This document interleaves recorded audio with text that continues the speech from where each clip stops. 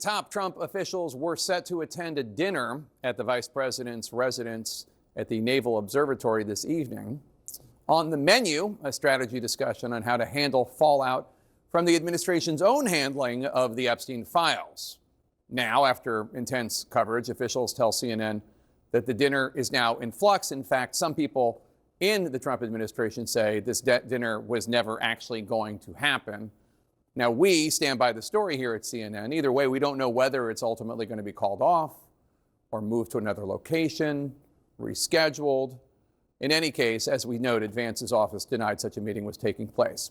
The expected attendees, we've been reporting here at CNN, Vice President J.D. Vance, White House Chief of Staff Susie Wiles, Attorney General Pam Bondi, FBI Director Kash Patel, and Deputy Attorney General Todd Blanche, who recently conducted a 2-day interview with Epstein accomplice and convicted sex trafficker Ghislaine Maxwell. Now, those interviews would be a major talking point as the administration weighs whether to release an audio recording and transcript of Blanche's meetings with Ghislaine Maxwell. A senior Trump official tells CNN that there are more than 10 hours of audio.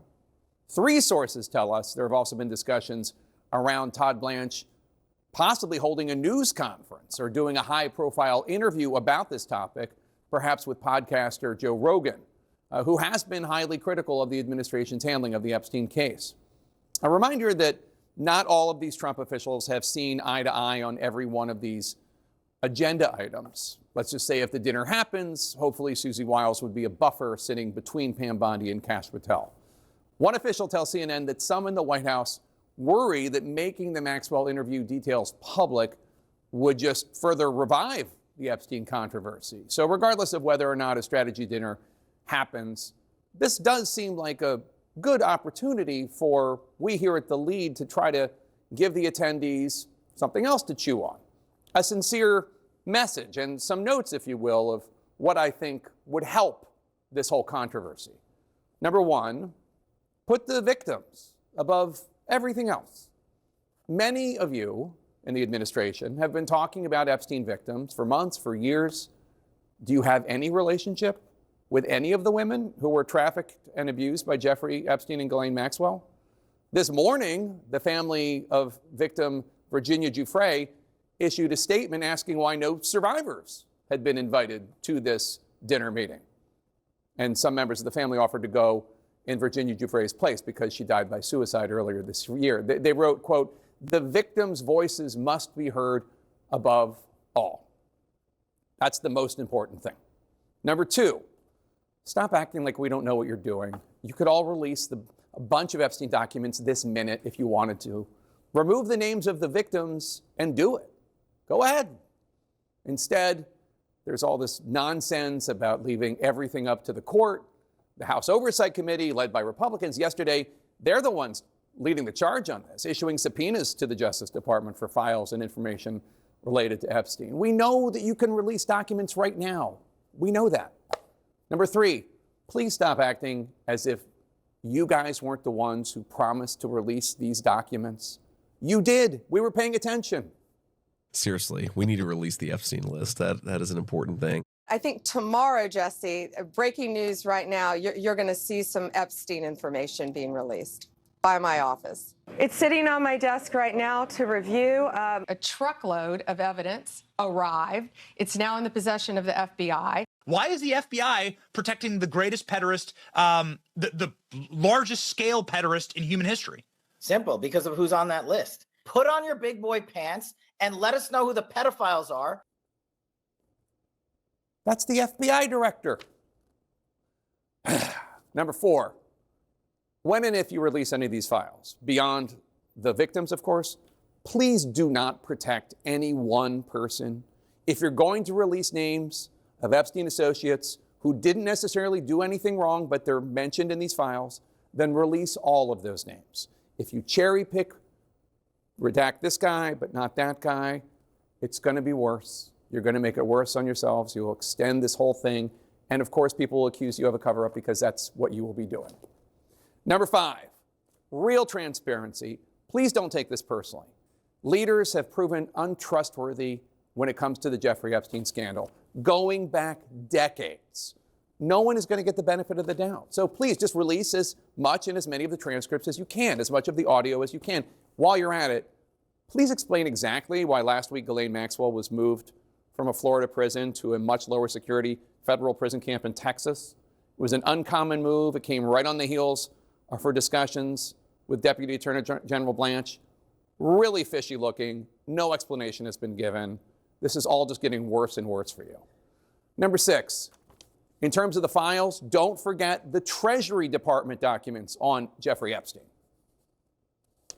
Somewhere in the Treasury Department, Mr. President, locked away in a cabinet drawer, is a big Epstein file that's full of actionable information.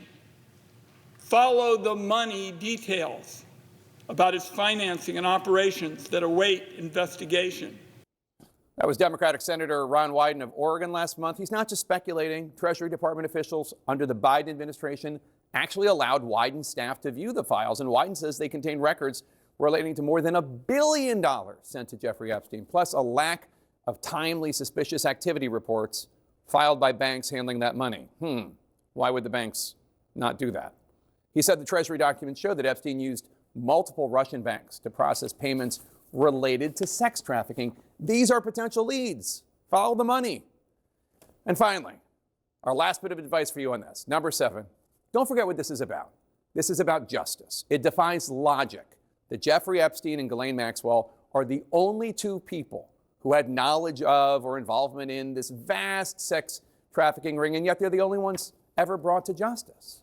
So don't you want to bring the full weight of the justice system down upon anyone else who may have had any hand in this hideous sex trafficking ring, many of the victims of whom were children? Don't you? It's hero time. You can be heroes here. All right. That concludes our notes to the Trump officials who may attend any sort of Epstein strategy meeting one way or the other. Just one more tip for any of the guests.